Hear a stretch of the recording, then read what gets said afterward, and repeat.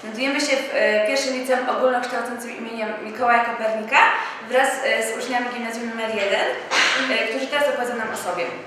Dominika kocha konie. Dominika lubi psy. A to nasza Małgosia, która lubi łososie. Renata gra na flecie. Patrycja jest zawsze uśmiechnięta. Marysia i jej hobby to karting. Ja jestem Kassandra i lubię frytki. To jest Kacper, ma niebieską koszulkę i lubi grać w piłkę.